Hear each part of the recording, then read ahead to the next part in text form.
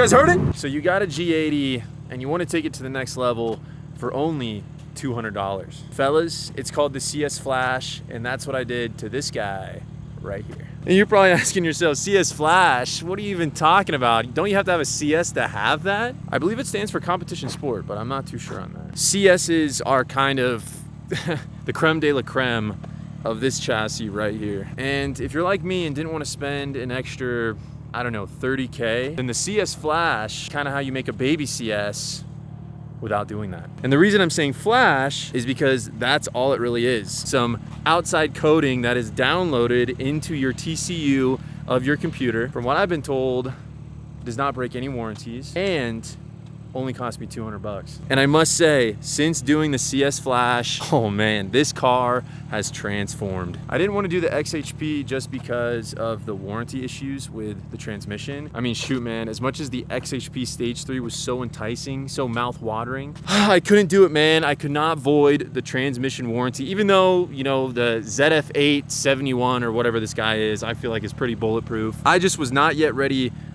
for the XHP. And then obviously with tuning and power, you know, we're not there yet. I don't want to ship off my ECU over to Finland or whatever you call it, the femto unlock. I like the power how it is right now with just my single mid pipe and valve controller. It's a 4-inch single mid pipe. But you see, I wanted something in between that. You know, the XHP was really nice and would give me a lot of benefits, but obviously with the warranty stuff, there had to be that in between. So that is why I stumbled across the CS Flash. And trust me, at first I was very skeptical. I had no idea how much of a benefit that $200 really was, especially for some random person behind a computer screen to tap in via TeamViewer and just do a bunch of coding stuff. So I watched a lot of videos and I'm not gonna lie, I couldn't really find one that sold me on it. I mean, people obviously made content reviewing the CS Flash, doing the walk around. I just feel like the stuff they were saying was very generic. It didn't really speak to me, I guess. I mean, they didn't really elaborate enough, especially on the stuff that I was kind of interested in. It just said generic things like, oh, steering feels heavier, shifts feel sharper, dampening feels increased or whatever. So don't get me wrong, I was still very skeptical. So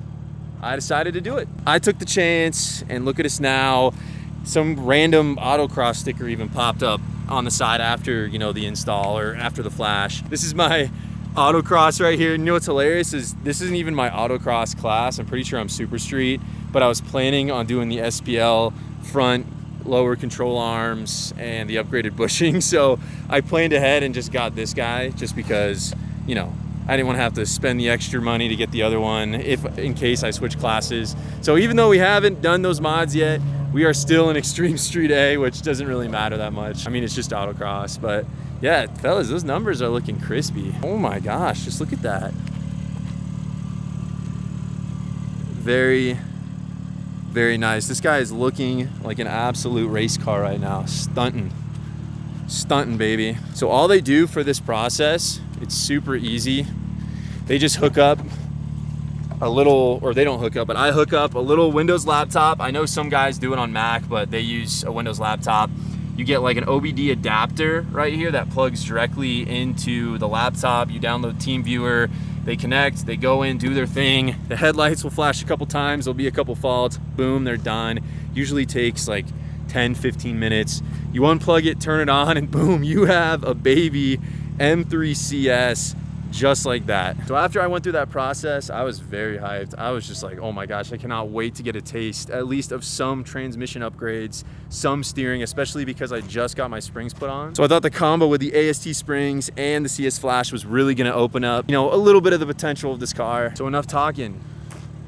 Let's see how this guy drives. So what's cool about the CS Flash is it doesn't change anything other than the stuff that I listed. You get a little bit better steering response. It becomes a little bit more weighted. You get the transmission upgrades and you get the dampening settings. And oh man, my fins are still rubbing on these springs. I gotta get that figured out. It makes it so much more fun to drive. It's so much more engaging. If anything, it just feels more raw. That's what it is. It feels like it just had a little bit of a steroid shot, you know what I mean? Just a little bit, like if your M3 snorted a line of C4 pre-workout or something like that. I don't know, I'm trying to think of, I don't know, these are ridiculous examples, but you guys get the point. What I was really trying to figure out though is whether or not it changes shifting, like the pops it makes. You know, like that ignition cut shift option. Notice with these cars at certain RPMs, they will do that ignition cut shift, which sounds really good. A lot of DCT transmissions have it, like the C7, or not the C7, the C8 Z06, GT3s, Porsche.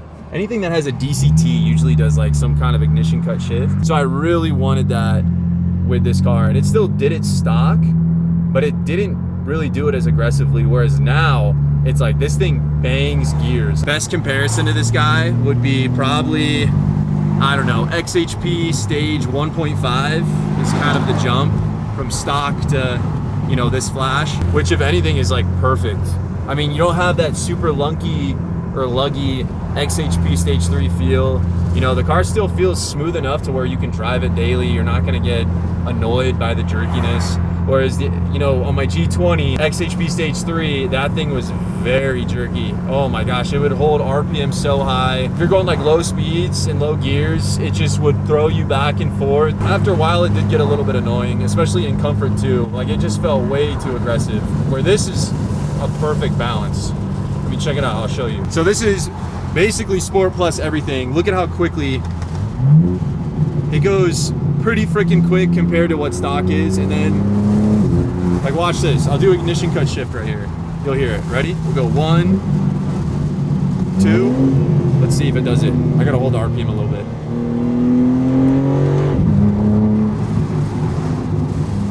So it did it a little bit. You gotta hit it like in the sweet spot. There's like a sweet spot for it where, let's see, let's try it one more time. Let's see, I'm gonna hold it.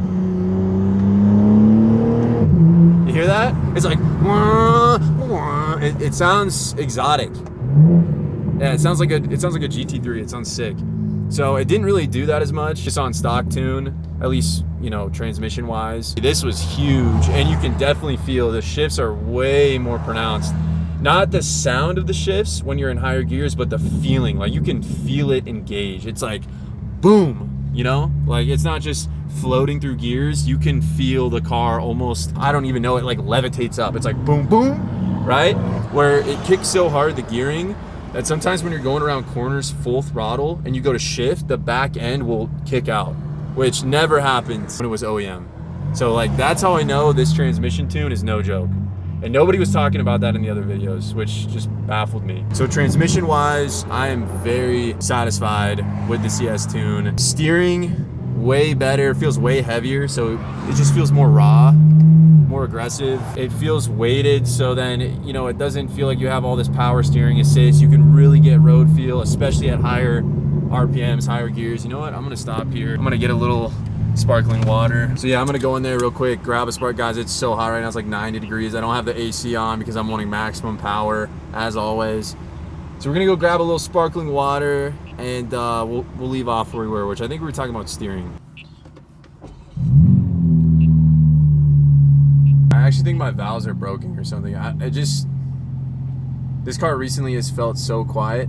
And then look at my front left tire. Why is it like so much hotter than all? I don't know what's going on, man. This is bizarre. Steering is phenomenal.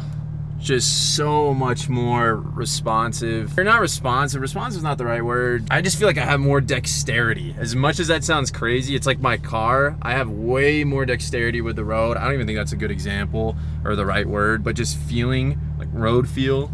You know, like imagine you're wearing a glove and you take the glove off.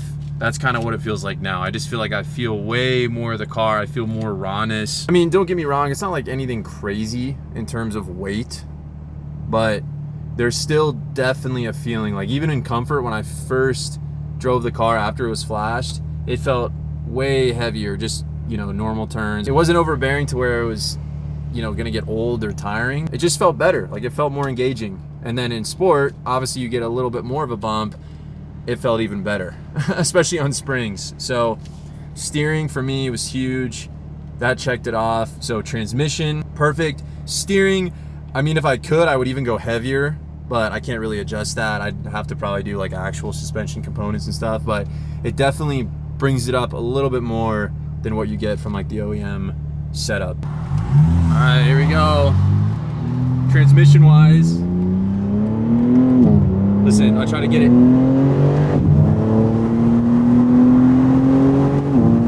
See how much it, oh, it gives you like a little blip, like a little punch forward every shift.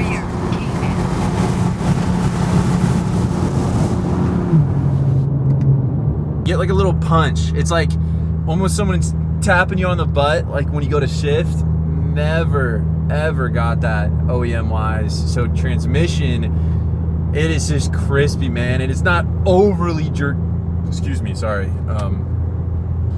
San Pellegrino always, you know, gets me a little gassy. XHP Stage 3, way too much jerk. I mean, technically I can't say that just because I haven't driven one that has, you know, an XHP Stage 3. Going off my G20, those shifts were very aggressive in Stage 3, and I can't even imagine with a transmission like this, Stage 3, it's probably even more than that. So this is like the perfect little pick-me-up on shifts, way more engaging, way quicker too, and then downshifts, way more aggressive. The blips just boom. I mean, it's not lightning quick, but definitely a jump over stock to where it just feels, it's just more rowdy, you know, like boom, just boom, boom.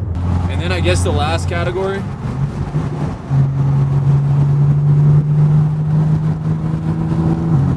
I don't know, some kind of dampening. I mean, it does feel a little bit more locked in on corners, you know, with rebound, but that could all be perception.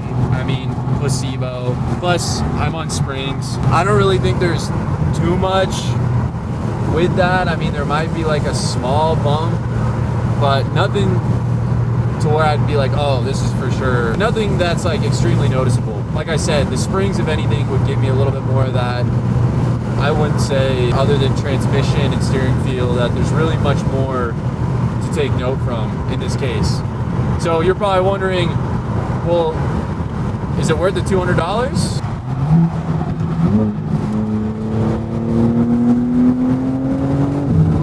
And that's what this is all about. You want to be happy. So $200, it made me happy. We're good.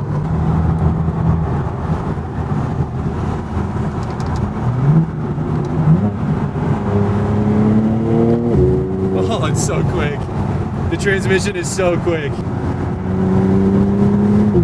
Watch how quick it downshifts. Just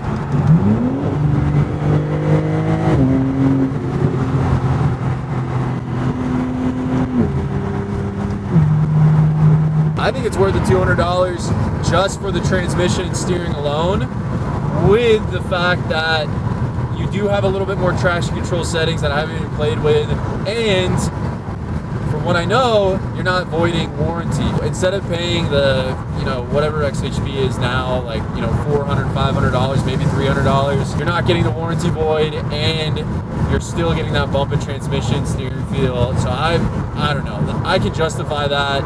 It was like 15 minutes the operation, and I'm happy. I'm gonna see if I can get some ignition cut shifts for you guys, because this, oh, it will pop sometimes, and it just sounds insane. I gotta see if I can time it. It's all in the finesse. It doesn't sound like you have to finesse in these cars, but sometimes you do. There is some mechanical abilities with these guys. So first gear will never do it. I mean, maybe a little bit from the outside, but like, see, it's not really doing it today. It's gotta be because of the heat. I don't know how the transmission's programmed or not, but it usually gives a really pronounced just pop right on the second and third. It's like that gear easily bangs the hardest. Let me see if I can try to get it again. This is my best attempt. Maybe. We're gonna try. I think I can do it. Let's see.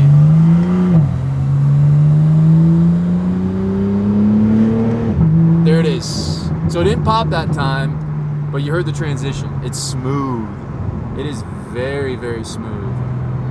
It almost is like it pauses, drops the gear, or obviously shifts up, but it's like a note. It's like,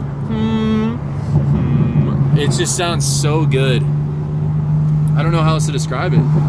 It doesn't do it from third to fourth. Yeah, third to fourth just, it's like a laser. Now, second to third though is, you guys, trust me, if you have a CS Flash, try a second to third gear.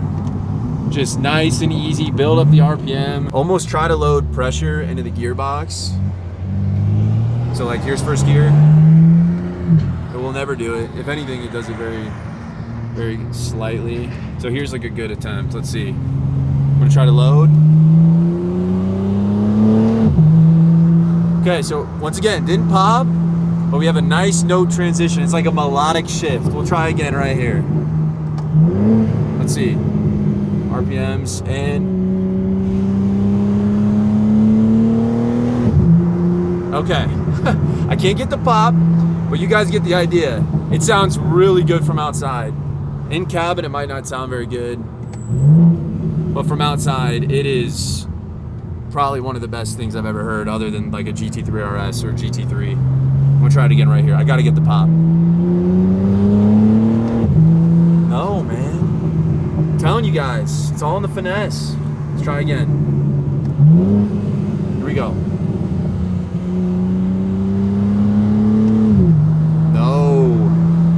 You, man. We got like probably 3 more attempts. Guys, I gotta get the pop for you. I'm gonna be so devastated if I can't get the pop. Okay, we're going around the roundabout. I promise I'm gonna use my blinker. I'm gonna try. Here we go. So we're in 2nd gear. We're gonna load it up. Here we go.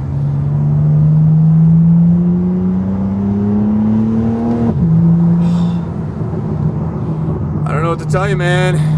Of course, right when I wanted to do it, I can't do it. It's gotta be because of the heat. Let me try a little higher RPM. No. My gearbox is probably just begging for mercy right now. All right, here we go. We got like 2 more attempts.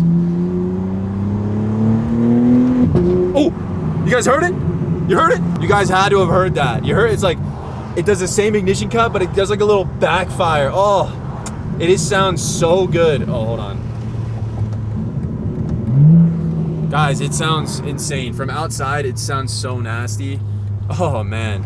So yeah, you guys got to try that. You can see, though, it doesn't do it every time. You have to get the timing right. You have to load the RPMs. Got to finesse it a little bit. Like I said, you got to have some finesse. But it's possible. So final verdict. Is the CS Flash worth it? Yes. Is it worth the $200? Yes. Could it be better? Yes. And you're probably wondering, well, how could it be better? How could you possibly improve that? I mean, it's CS software. I think if they added the power as well that the CS has, you know, the additional, what is it, 40 horsepower.